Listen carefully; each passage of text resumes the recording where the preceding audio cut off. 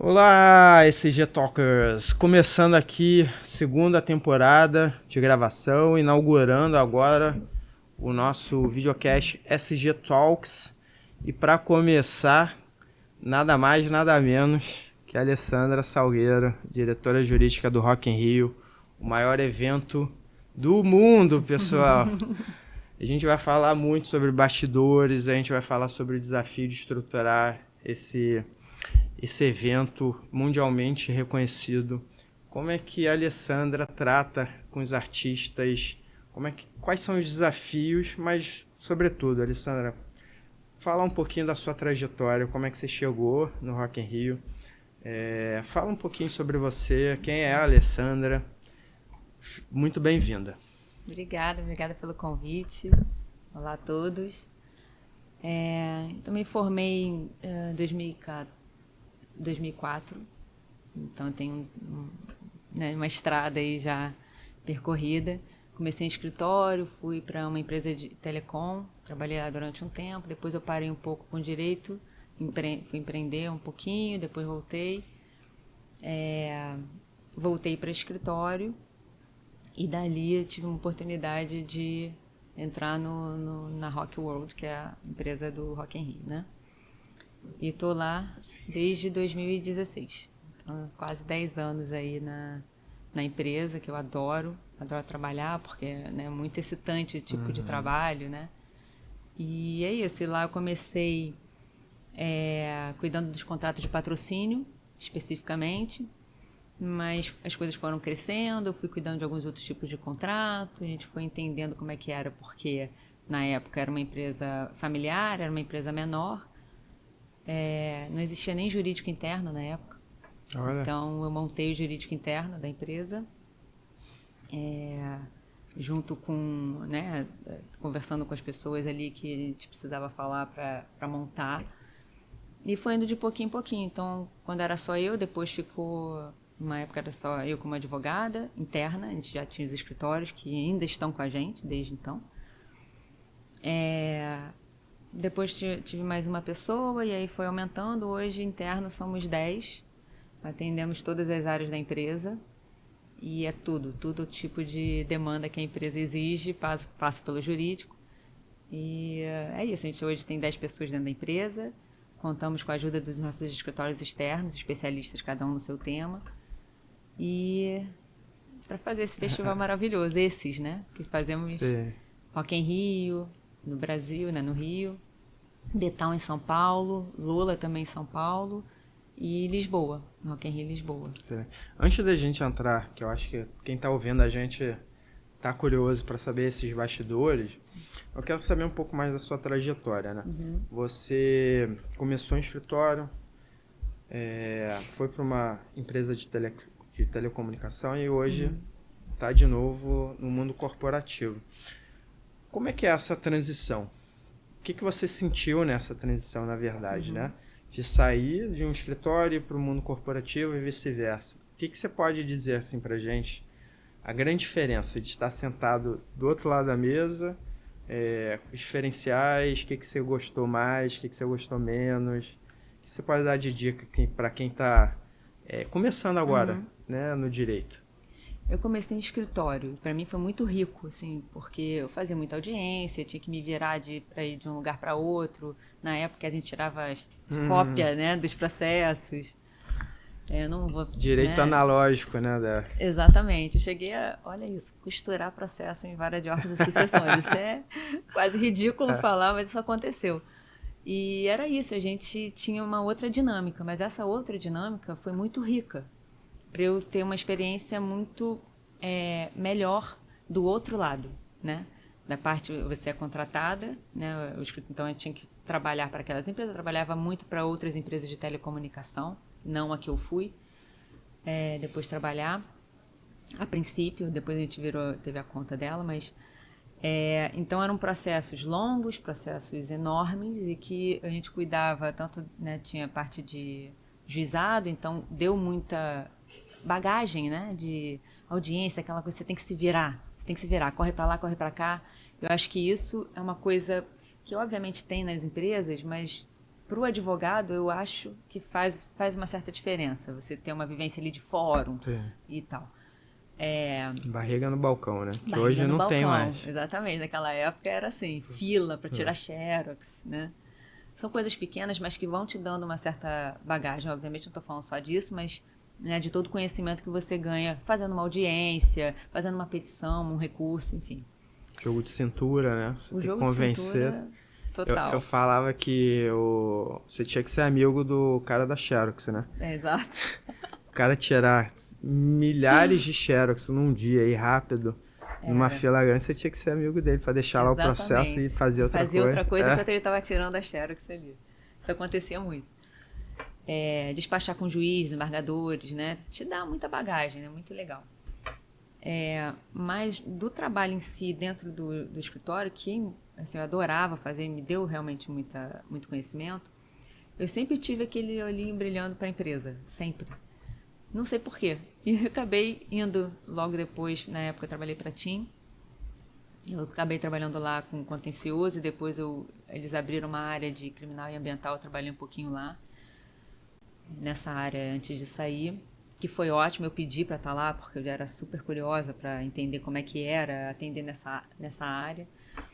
Mas foi muito legal também, tive uma experiência do outro lado, né, de quem contrata, de uma empresa multinacional, totalmente estruturada, então foi totalmente diferente. Uhum. E eu adorei. Adorei. Dali eu falei, poxa, eu prefiro trabalhar em empresa do que escritório.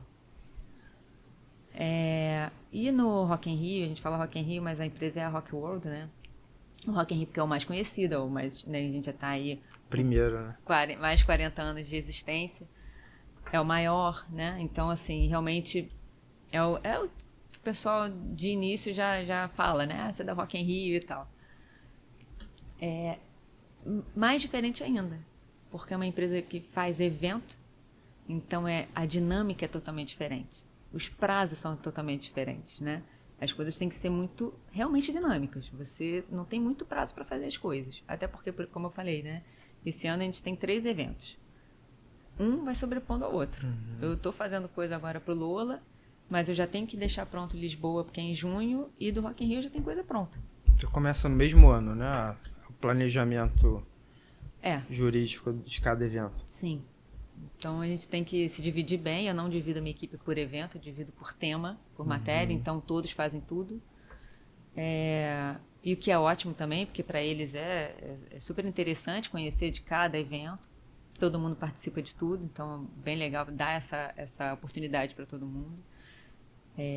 A gente não só fica no escritório trabalhando, como a gente atua dentro do evento também. Para qualquer emergência, a gente é produtor.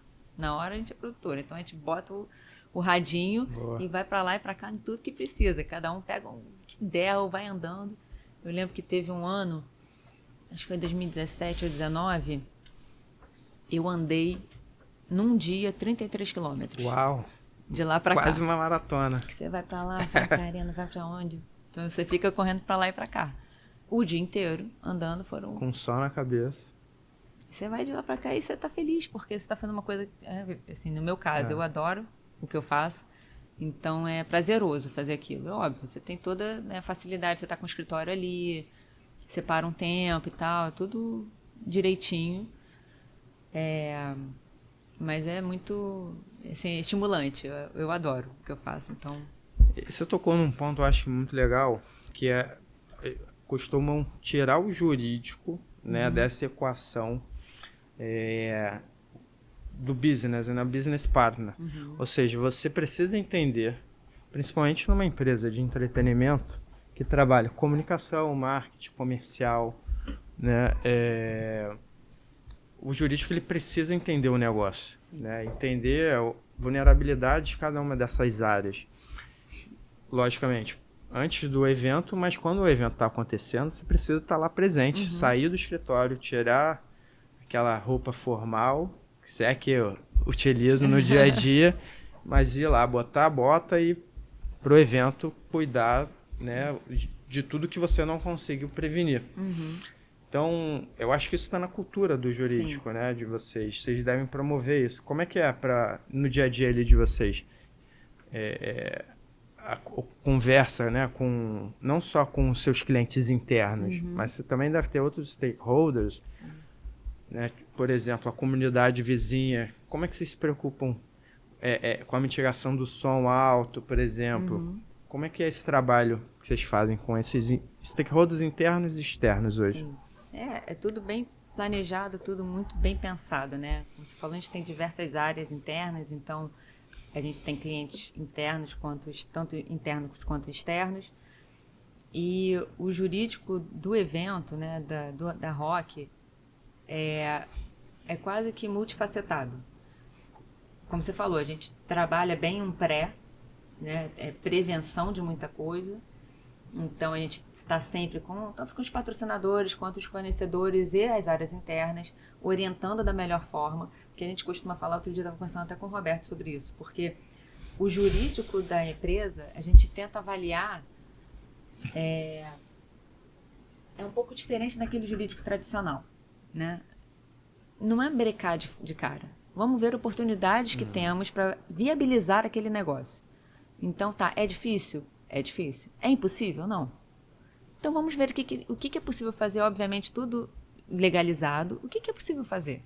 E dali a gente consegue ir trabalhando e tentando e desenvolvendo junto com o parceiro, seja ele patrocinador, fornecedor, qualquer um, como a gente pode viabilizar aquele negócio sem ser brecando de cara, né? Obviamente vão ter questões que, ao nosso entendimento, podem não ser viáveis e a gente já conversa. Vamos ver outra coisa que possa ser ou similar, parecida, que a gente consiga viabilizar. Então é sempre nessa conversa. As coisas, a gente tenta não tratar tudo como impossível. Não, isso aqui não dá de jeito nenhum, não, isso é impossível. Não, é muito difícil isso sair lá do jurídico.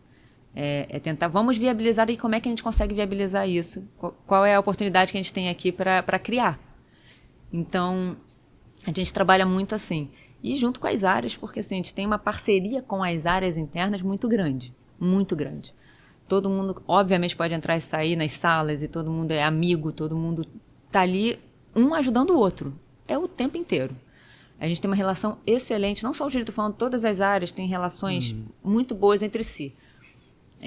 Os C-Levels, por exemplo, eles não são intocáveis, não tem esse negócio. Eles são extremamente acessíveis. Então, para qualquer coisa a gente pode conversar, trocar uma ideia e tentar viabilizar ou resolver uma situação. E seja ela qual for. Então, se tem uma questão de operações e tal, a gente conversa com o diretor de operações, com o CEO, com quem for, que precisa estar ali naquela conversa para resolver aquela situação. Então, por isso que acaba que a gente realmente está em campo, mas assim, não só o jurídico, qualquer área está em campo. Até o financeiro está ali, né? Eu quero dizer assim, são áreas que, assim, normalmente você não pensa que ela vai estar lá em campo, que ela está lá no escritório. Não. A gente está no escritório quando tem que estar no escritório, mas para todos os eventos, essas áreas todas vão e a gente se ajuda. Então, se eu estou lá resolvendo uma coisa, eu estou resolvendo com um PROCON, eu estou resolvendo com alguém. Mas, sei lá, o pessoal está precisando lá na catraca de ajuda, vai alguém do meu time, vai lá ajudar o pessoal do ticketing que está precisando. Então, se ajuda, o tempo inteiro. Marketing precisa ali, operações de produção, todo mundo se ajuda. Então, isso que é até legal, tem uma troca, você tem um conhecimento melhor do que aquela outra área está fazendo também. E todo mundo se ajuda o tempo inteiro. Você consegue curtir o show ou não?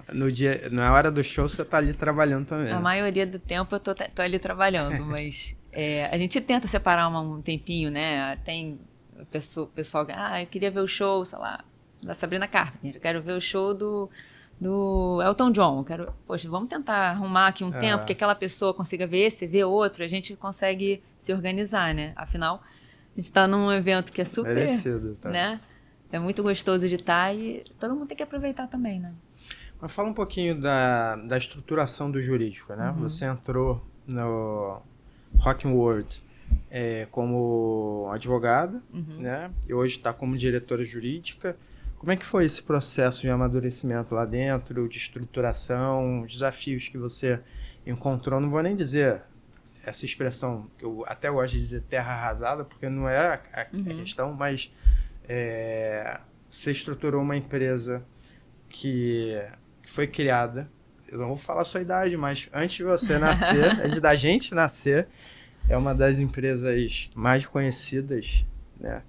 Há muito tempo. Mas como é que foi esse processo de pegar uma empresa que já era formada e estruturar um jurídico do zero, assim? Foi, como falam bastante, disruptivo, né? Porque na época não existia jurídico. Então, eu fui contratada como advogada para ajudar nos contratos de patrocinadores. Então, eu comecei apenas analisando e negociando com eles a parte jurídica. Fechava-se o negócio, vinha para mim a proposta e dali a gente começava a discutir, que eu digo negociar, com o patrocinador. Só que a empresa foi crescendo, né? A gente, em 2017, começou a fazer o evento no Parque Olímpico. Então, era um espaço maior, a gente começou a estruturar muito mais o evento. Sempre tem novidades, né? Então, a gente começa a ter que ter um outro olhar para aqueles negócios que estão sendo criados. Então, volta e meia precisava... Lê, dá uma olhada aqui, dá uma olhada nesse contrato aqui, eu vejo isso aqui. A gente tinha já um escritório externo que prestava esse serviço para a gente, mas como eu estava ali no interno, a gente já trocava mais.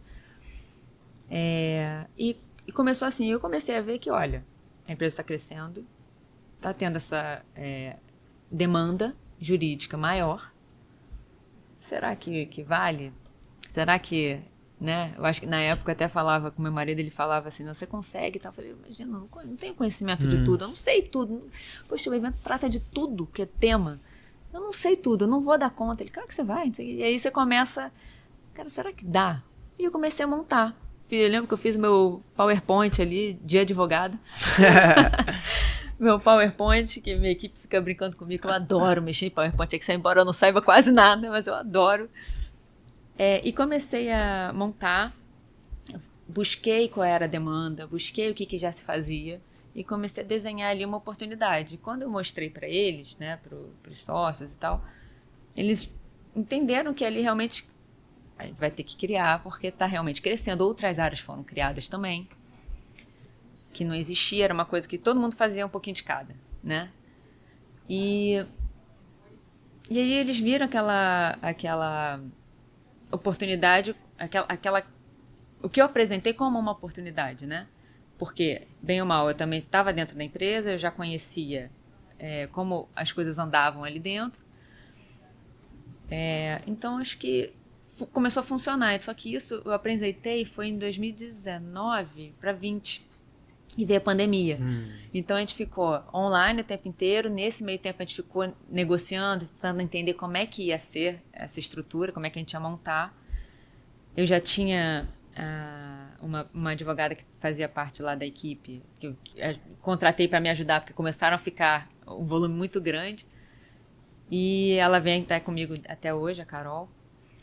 E eu comecei a demonstrar que realmente a gente ia precisar para tudo. E foi funcionando. Então, comecei ali como head e a gente fui pegando aos poucos as coisas, porque eu tinha um time reduzido.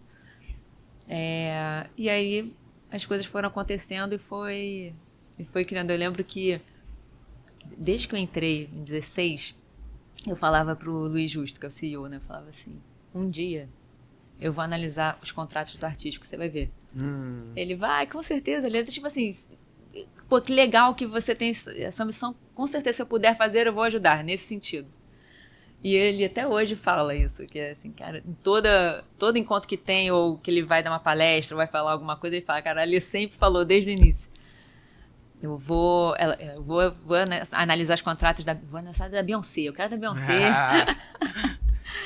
E hoje tá aí, graças a Deus. Já analisou o contrato dela? Ainda não, mas um dia.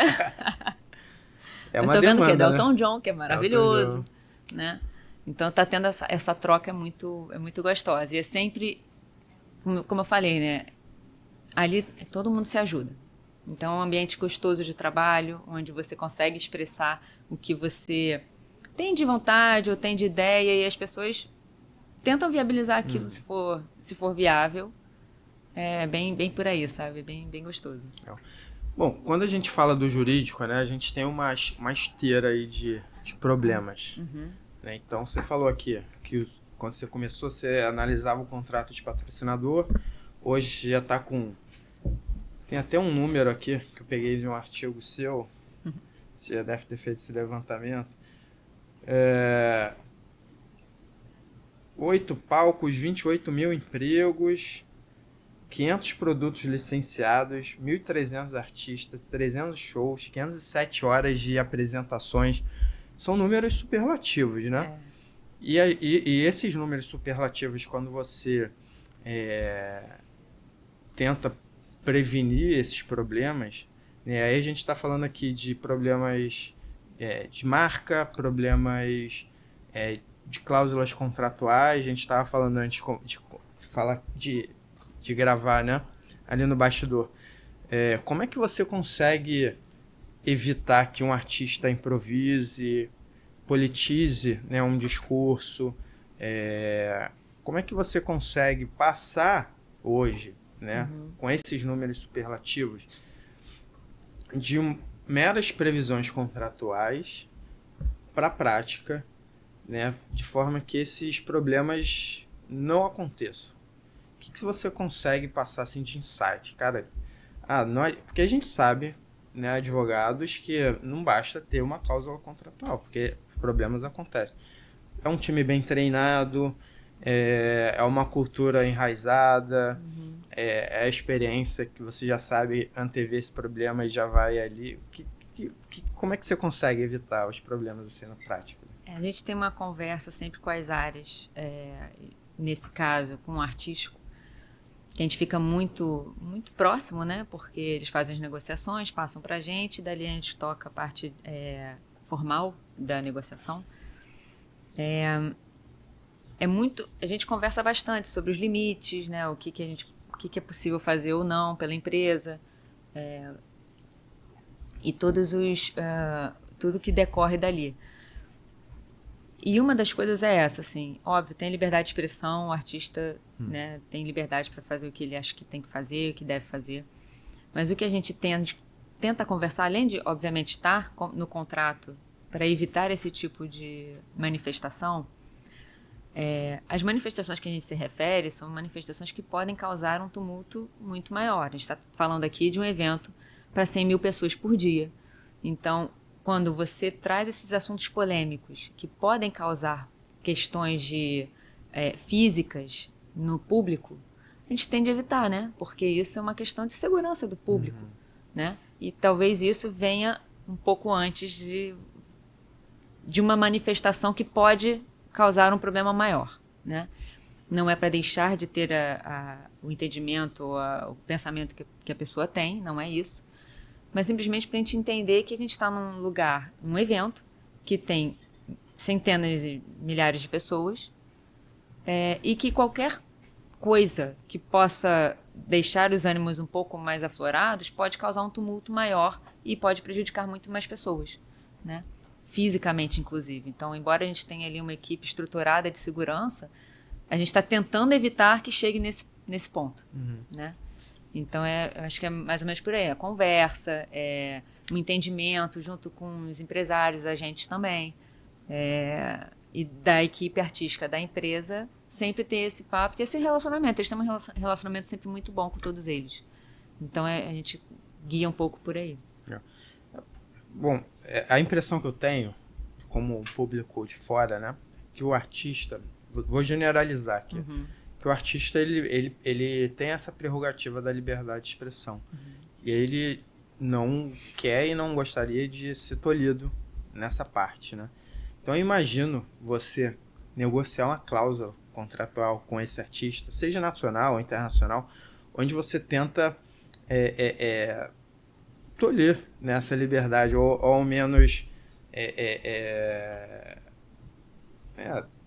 calibrar essa liberdade. Hoje vocês devem fazer um juízo, né, de valor. Cara, você tem um clamor popular, que eu quero esse artista. Você estava falando da Beyoncé. Cara, deve ser o sonho de muita gente assistir a Beyoncé aqui. Como foi o Elton John, enfim. Vocês devem ouvir esse clamor popular e, ao mesmo tempo, internamente fazer esse trabalho. Falar, não, esse é um artista polêmico aqui. Eu acho que, né, eu acho que não vale a pena o risco de trazer um artista como esse. Como é que é essa avaliação Como é que vocês fazem essa avaliação de qual artista trazer, principalmente o jurídico, né? De passar essa informação dos riscos dessa negociação? A negociação com o artista não é feita diretamente pelo jurídico. Então, o que eu recebo já a negociação praticamente feita. Provavelmente eles esperam ok, e aí a partir do ok vem para mim, e aí todo o decorrente daquilo, mesmo antes do contrato, já fica aqui com o jurídico, junto com o artístico, a equipe artística. Pelo que eu sei, eles sempre estão atenados a tudo que o público, né, aqui a gente pede. Eu recebo até alguns pedidos também por e-mail e tal, eu sempre encaminho para eles, então é uma coisa que é, sabe, cíclica. Eles buscam sempre, também tem que entender, porque não basta só o clamor do público, mas também a viabilidade do artista poder vir, porque Agenda, geralmente, né, ele não vem para fazer um show e vai embora, porque é muito custo, né? Trazer todo equipamento e tal, é muito caro. Então, tem que valer a pena no sentido de ser aproveitado para fazer outros shows, pelo menos por perto e tal. Então, ele já cria uma agenda, ou já tem uma agenda, ou cria uma agenda no Brasil, ou Latinoamérica, então fica por aqui, para aproveitar o caminho, né? Então, acho que isso tudo conta. Por mais que assim, quero trazer a Madonna, mas supondo, tô chutando o nome. Mas se ela não tiver uma agenda que vai coincidir com aquilo, para ela não vai ser viável também, nem pra gente, porque também vai ser custoso para os dois lados, né? Então essas coisas têm que casar, né?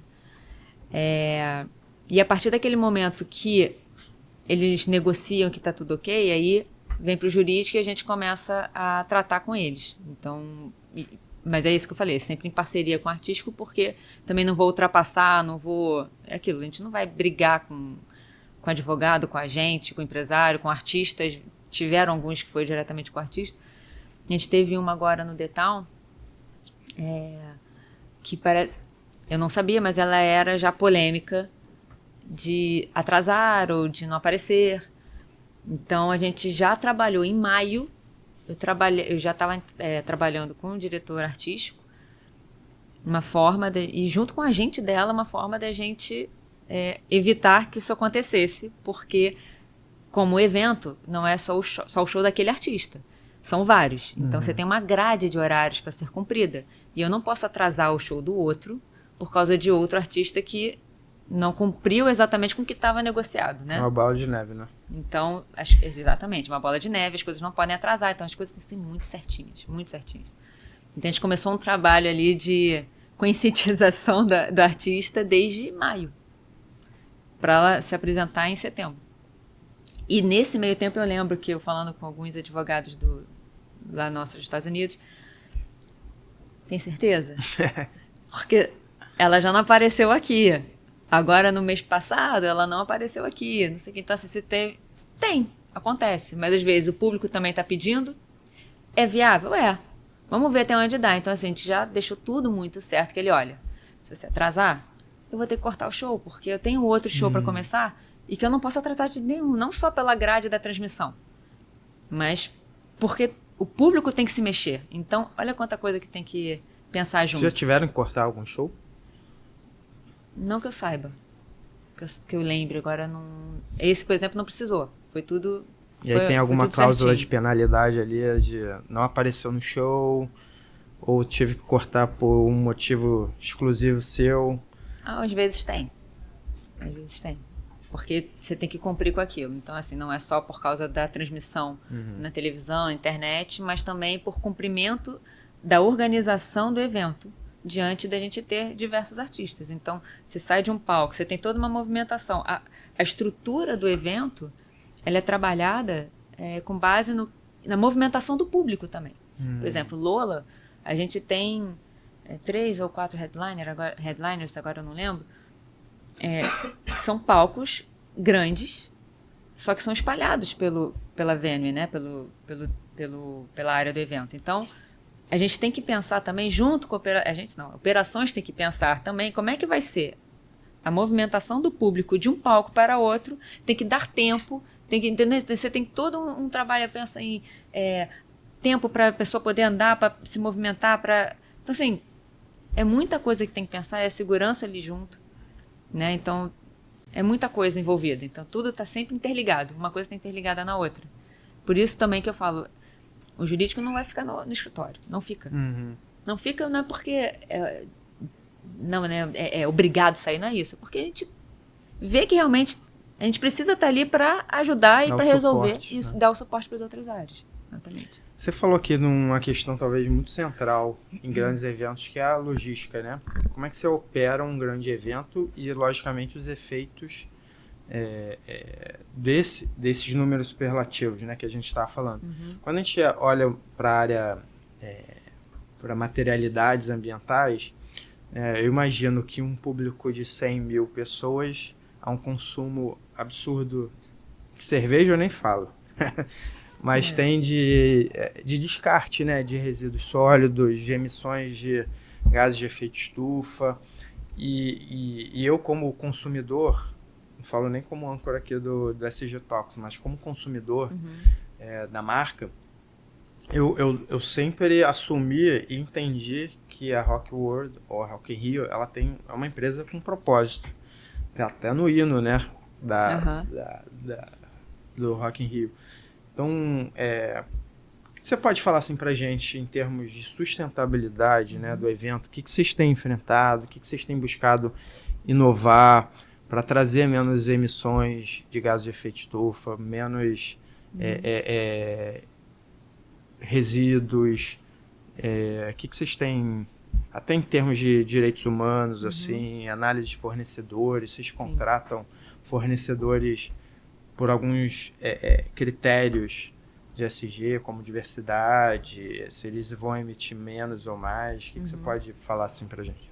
A gente tem um programa Por um Mundo Melhor, que acompanha, já foi criado há um tempo, já há alguns anos, e com esse programa a gente visa estabelecer ali questões e diretrizes de sustentabilidade, que envolve tudo, né? Diversidade, todo tipo de como posso falar? Acessibilidade no geral.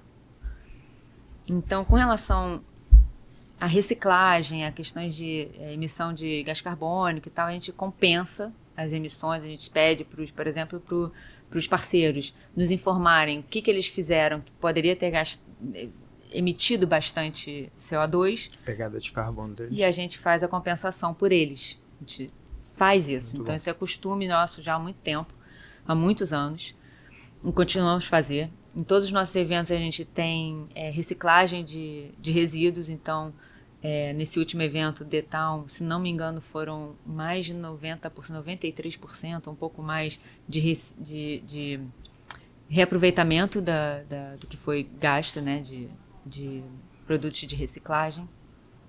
Então é um programa muito bonito, é muito estruturado. A gente tem uma área de sustentabilidade excelente que cuida bastante disso, de perto, está sempre em conjunto com a gente. A gente tem o certificado ISO 20121, que é para eventos também, que a gente já tem desde 2013 e estamos mantendo esse certificado até hoje. Tem toda uma auditoria por trás, então é uma coisa que a gente preza por ter. E já virou assim, já tá no sangue. A gente já sabe que isso tem que ser feito. A gente teve um programa que a gente fez até, repetir mais ou menos agora esse ano passado. O Amazônia Live foi um programa, um evento que a gente fez visando aí mostrar para o público, né, a importância de manter a floresta em pé, viva. Então a gente fez movimentos ali para chamar a atenção do público. Nesse último ano a gente fez o Amazônia Live para sempre, que foi um evento na Amazônia. Eu não sei se chegou a ver, a gente fez na Amazônia depois do The Town, que foi lindo, foi lindo. A gente levou a Mariah Carey para trazer né, esse conhecimento, né, chamar a atenção mesmo do público. Então, e foi muito legal. E no passado a gente já tinha feito na Amazônia Live, onde você comprava ingresso, você podia doar árvores, né? Acho que era R$4, R$3 a mais, você pagava isso a mais no ingresso, e a gente plantava árvore, a gente plantou milhões de árvores na Amazônia. Então, é um trabalho que a gente faz em conjunto, assim, constantemente. criamos... a cada ano é criado um tipo de programa para complementar essa bandeira. A gente agora, para compra de ingressos, por exemplo, do Lula, você pode doar para... Isso o Lula já fazia há um tempo, né? Você pode doar para ONGs, para Casa do Zezinho, Criança Esperança, e tem um terceiro, me perdoa, eu esqueci o nome, mas tem um terceiro. Então, assim, a gente tem todo um trabalho para fazer sabe, chamar a atenção da importância desse tipo de ação. E a gente, obviamente, não só chama a atenção, como a gente pratica, né? E é uma questão muito trabalhada dentro de casa. Questão de diversidade, acessibilidade é extremamente importante para a gente nos eventos. A gente tem plataformas para PCD no evento, todos eles. Temos salas sensoriais para pessoas, crianças que precisem dar o seu tempo, respirar, para equilibrar, para dar um tempinho. Eu gosto do evento, mas eu quero ficar aqui um tempo. Tem psicólogas ali para ajudar, para atender. Questões de direitos humanos é extremamente forte. A gente está cada vez mais estruturado nesse núcleo, porque além de ser uma coisa que a gente já prestava atenção e já cuidava, eu acho que quanto mais a gente cresce, mais a gente tem que se estruturar para receber tanto os fornecedores quanto o público. Já dizia o Homem-Aranha, né? Quanto maior o poder, maior a responsabilidade. Exatamente. Então a gente tem todo um cuidado com o trabalhador que chega ali. A gente tem uma jornada do trabalhador bem estruturada, bem forte. A gente conta com auditorias que a gente contratou da Deloitte, auditorias externas super conhecidas também para trazer esse carimbo, sabe, de importância. É um trabalho bem bonito, assim, bem legal, que a gente sempre convida todos a prestarem atenção, a entenderem. Em todos os contratos a gente coloca as nossas políticas, os nossos compromissos com cada tipo de ação que a gente tem. Então, além de publicitar isso, né, a gente traz o parceiro para... Vamos fazer junto, porque eu não faço nada sozinho, né? Eu preciso de todos vocês ajudando aqui para que a gente consiga chegar num bem comum, né? Eu acho que é mais ou menos por aí. Você falou agora no finalzinho, né? Você traz o parceiro para dentro desse teu propósito, né? Vamos lá, imagina a quantidade de fornecedor que você tem, né? Patrocinador. O jurídico hoje, ele tem esse papel de fazer esse controle. Jurídico / compliance, né? E hoje, na maioria, acho que o compliance está dentro do jurídico, lá na Rock'n'Roll. A gente meio divide entre o RH e jurídico. Tá. Mas o controle de riscos, imagino que fica com o jurídico, né? Então, como é que você faz hoje? Como é que vocês fazem esse controle? Talvez seja uma das empresas, se não a maior, que tem mais fornecedores. Logicamente, vocês devem trabalhar com alguns que vocês confiam nos mesmos eventos, né? Mas até pela questão logística e operacional, vocês precisam mudar, né? Mudou o local, melhor contratar um fornecedor local, né? Como é que vocês fazem essa avaliação de fornecedores? É mais técnica, é mais preço? Ou você leva em consideração também esses critérios SG hoje para contratar esses fornecedores? Não, com certeza. A gente tem que levar em consideração isso. Hoje, como uma das maiores empresas de evento, pelo menos do país, a gente tem esse cuidado. Obviamente, temos fornecedores locais, mas dependendo da ação, dependendo da atividade daquele fornecedor, alguns a gente traz dos lugares que precisar, né? Mas para isso, todos eles têm que seguir o compromisso que a gente segue. Por quê? Não basta só eu fazer.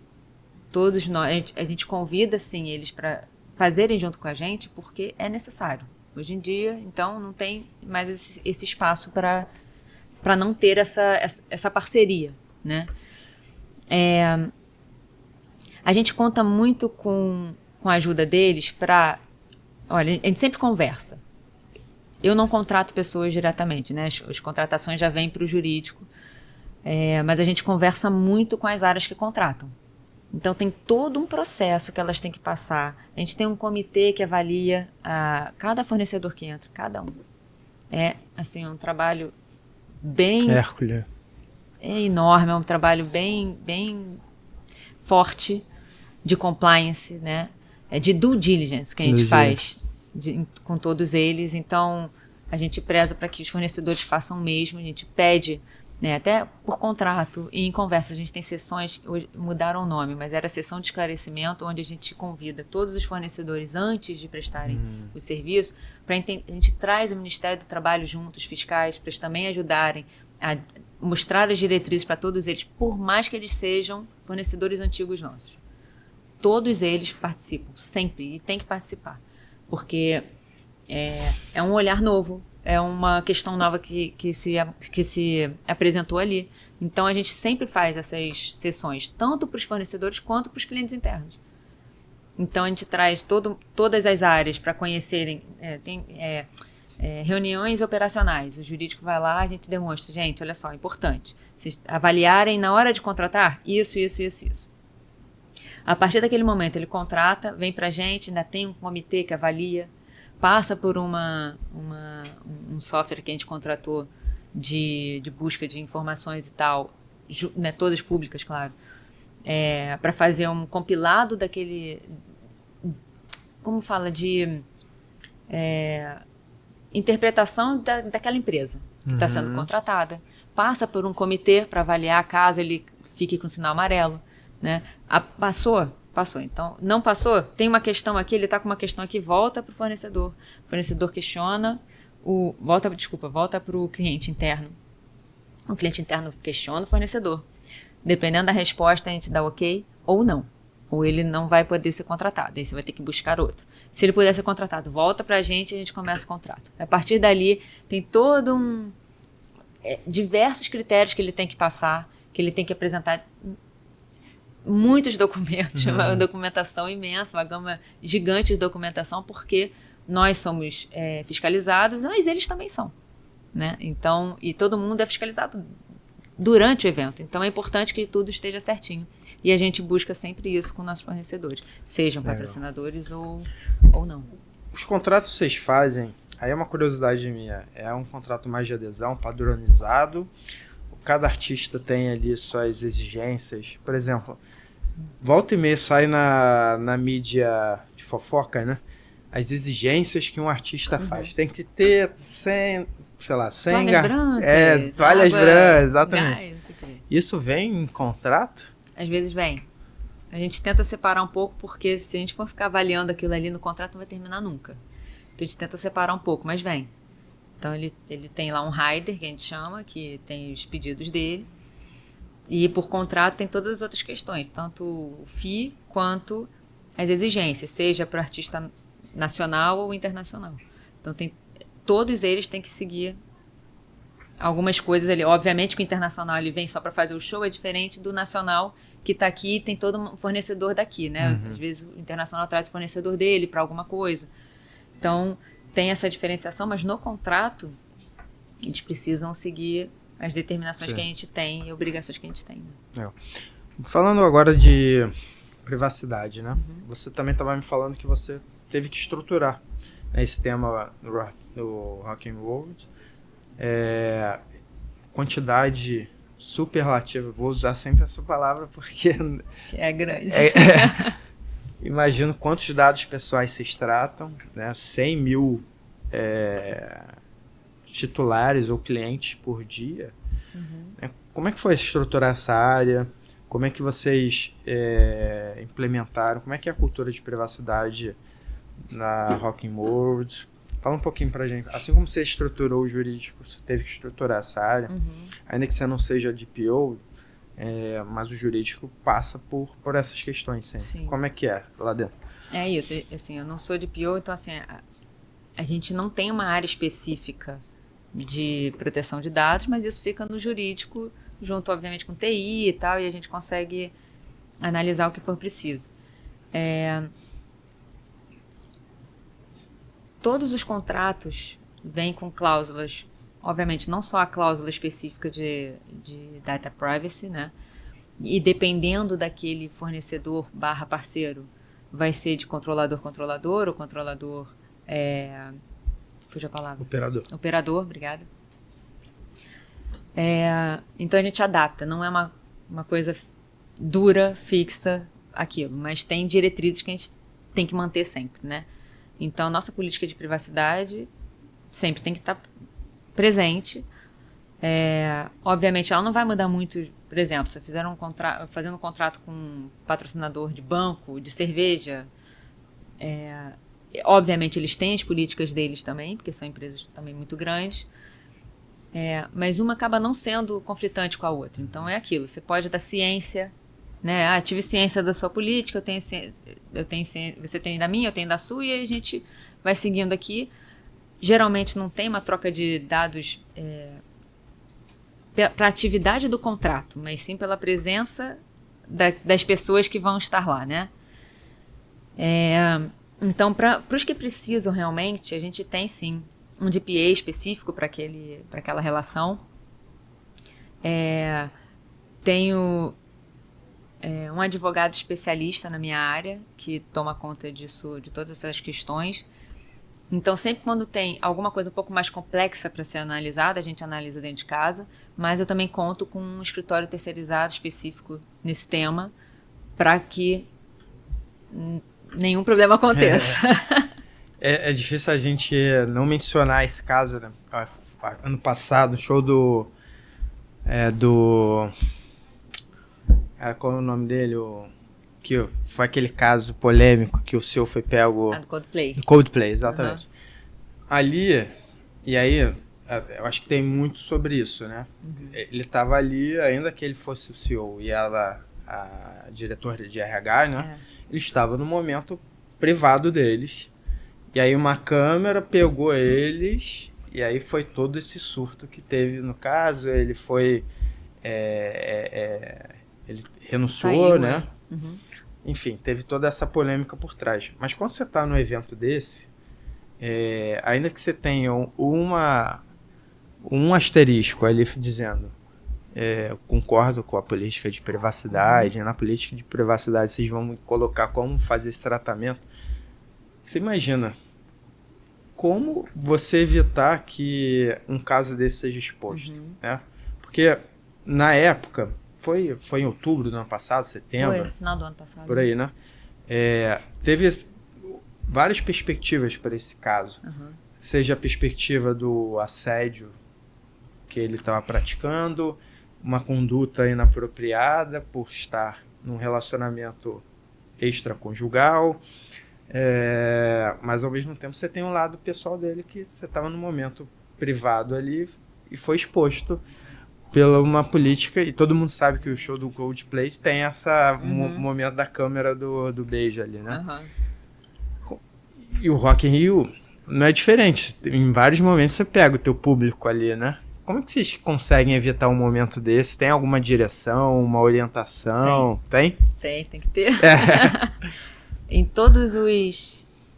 se for reparar, nos termos e condições de todo ingresso tem dizendo que podemos captar a imagem. Obviamente, eu não vou usar aquela imagem. Esse tipo de ação não poderia acontecer aqui. A minha orientação seria de não fazer. Porque é muito perigoso. Exato. Você não sabe, né, a dimensão que isso pode tomar. Exato. A gente teve até um caso de um patrocinador pedindo para fazer essa ação. E quando veio para mim, eu falei, a minha orientação é que não faça. Porque a gente pode explorar com tantas outras coisas. Vamos tentar explorar com outra coisa para evitar ter problema, né? Mas é isso, assim, nos termos e condições está dizendo lá que a pessoa que compra o ingresso para um festival onde tem centenas de milhares de pessoas e é transmitido ao vivo e gravado... Ao vivo, né? A sua imagem pode aparecer, então você está dando consentimento de que aquilo pode acontecer. Não tem como não. Não tem como não. É um evento que todos sabem que é transmitido. Isso é divulgado, né? Então não é desconhecido. O que a gente não vai fazer é pegar uma imagem de uma pessoa em foco e fazer alguma coisa com aquela imagem. Isso a gente não vai fazer. E se for fazer, a gente já tem tudo programado, tem um termo de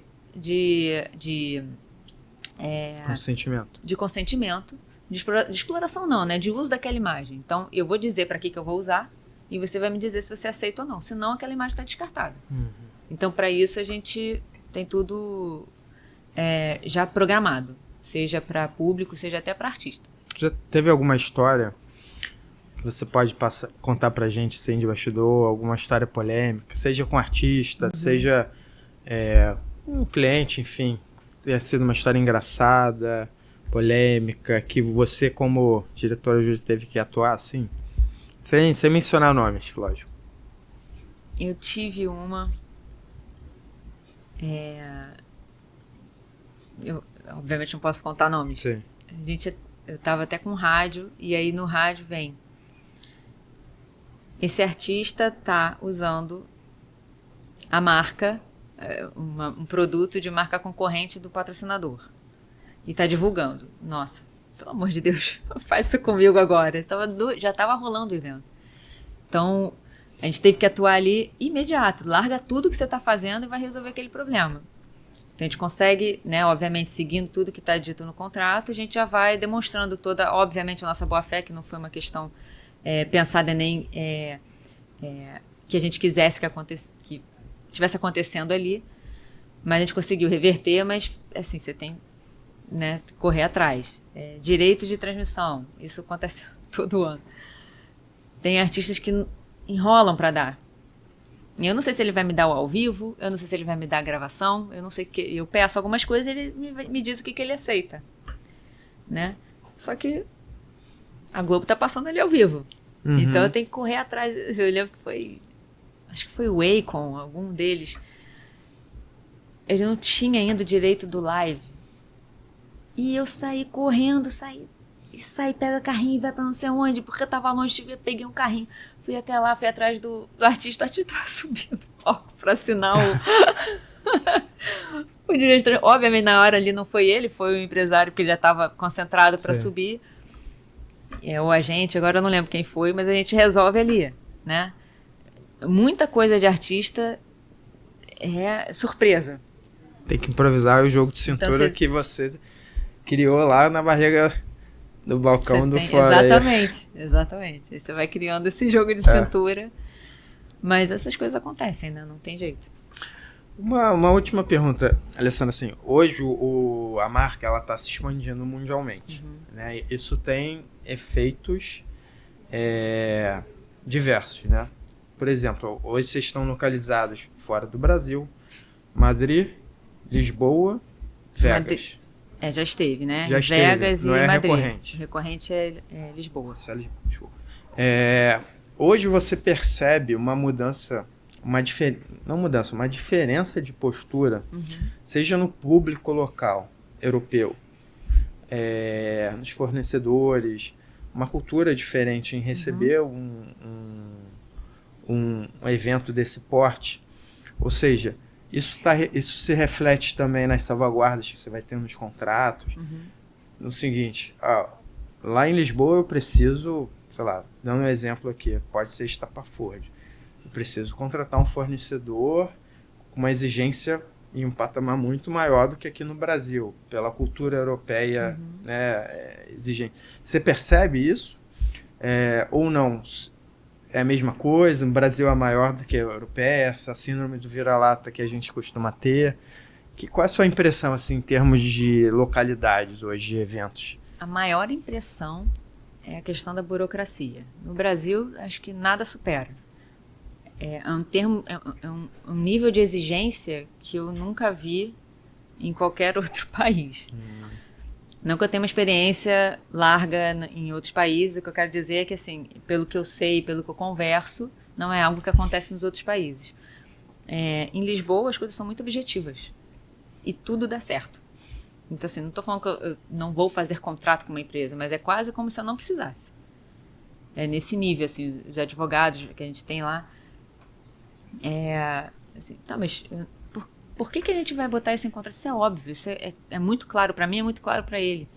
Então, assim, são questões que, pra gente aqui, o óbvio tem que ser dito e de forma veemente o tempo inteiro. em Lisboa as coisas acontecem, obviamente, tudo correto, por contrato e tal, mas não tem o nível de exigência que aqui tem. A diferença é gritante, gritante. Com relação a público, por exemplo, também é diferente, né?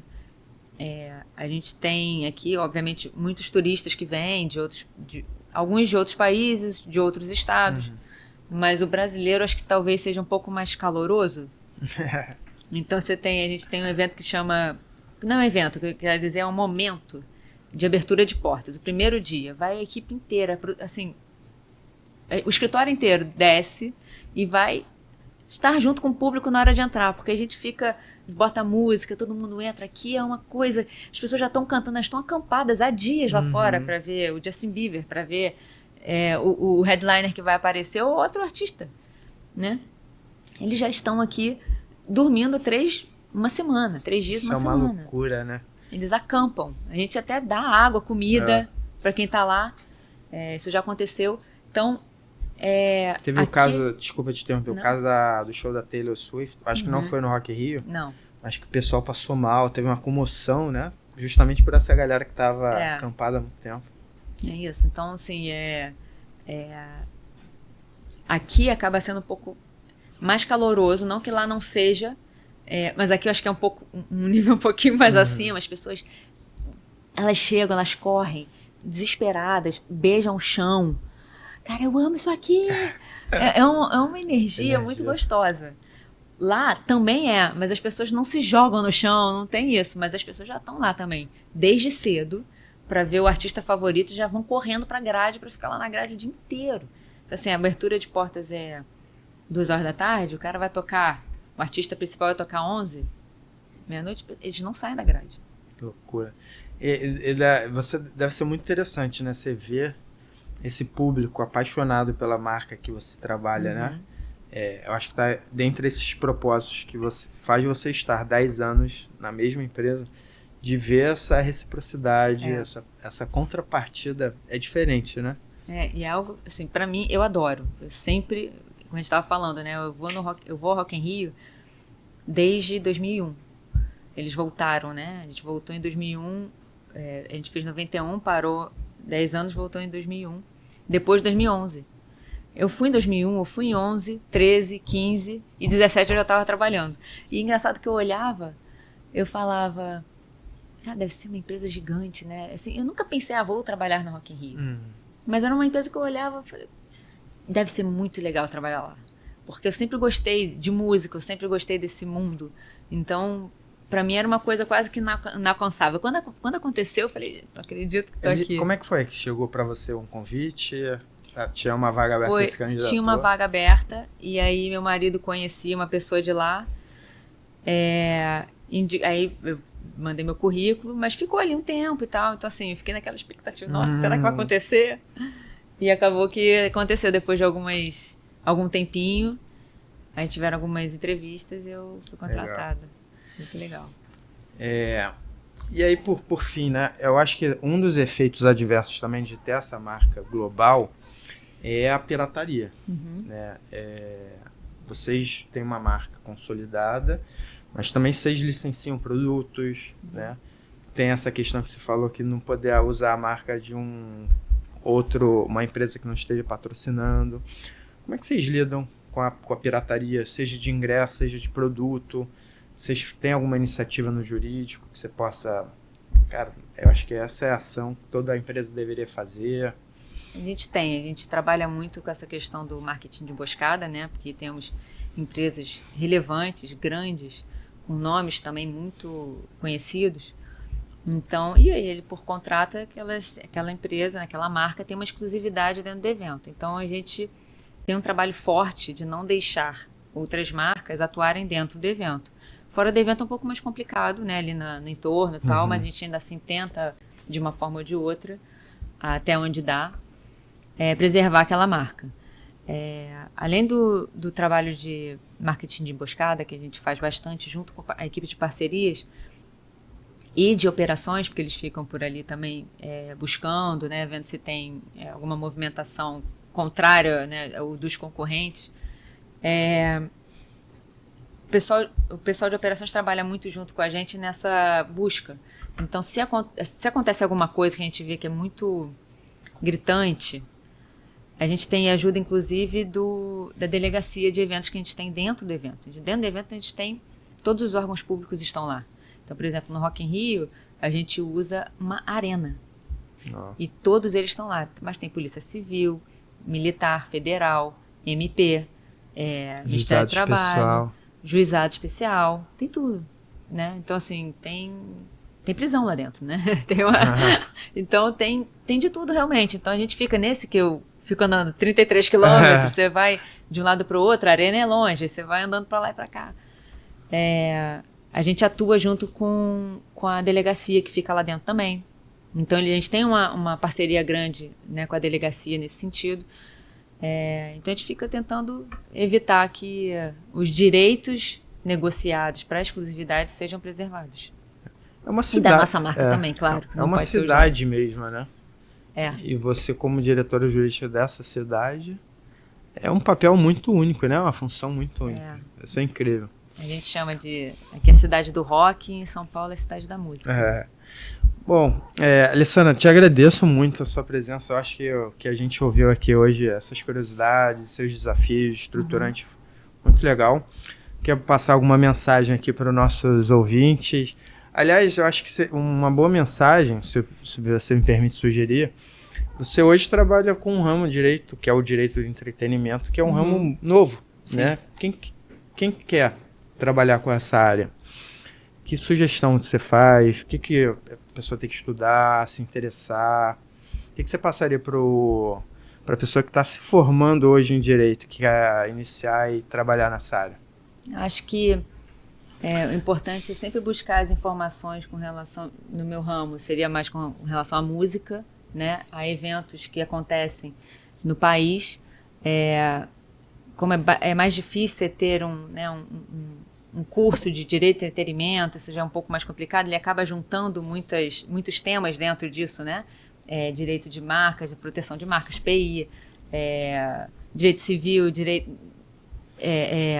proteção de dados, tudo, né? Tá junto dentro do entretenimento. Então, talvez seja buscar essas informações que hoje em dia tem muito com relação às plataformas de música, de streaming. Isso está sendo cada vez mais explorado a partir de IA, que também, não só no entretenimento, mas em tudo. Buscar sempre estar antenado com esse tipo de tema. E sempre tem, né, alguma oportunidade que é lançada nas plataformas de vagas. Sempre a gente bota por ali também. Então, para ficar ligado. Quem quiser trabalhar no Rock in Rio, fica volta ligado aí. Excelente, Alessandra. Alguma mensagem, palavras finais aí para a gente terminar? Primeiro, eu queria agradecer pelo convite. Eu sou bem mais tímida, como eu estava falando. Eu fico muito no backstage, mas foi bom ter vindo aqui para a gente conversar e deixar para o público algumas curiosidades e como a gente trabalha. E agradecer pelo convite. Obrigada. Eu que te agradeço, Alessandra. Lembrando, curta a gente aí, aperta o sininho, acompanhe a gente. Esse é o primeiro episódio do SG Talks. A gente estreia esse ano, baita episódio aqui com a Alessandra. Mas teremos outros episódios ao longo desse ano, então curta a gente, acompanhe a gente nas redes sociais, no LinkedIn, no Instagram, estamos lá. Você quer passar as tuas redes? A gente tem o Rock in Rio, o The Town e o Lola no Instagram também. E tá chegando o Lola, espero vê-los todos por lá. Pode fazer o comercial. O meu pessoal e do escritório, vocês podem acompanhar também, tá? Então, @JeanMarcSasson, @LimaFeixson. E seguimos juntos aí. Valeu, pessoal. Obrigado, Alessandra. Foi ótimo. Obrigada.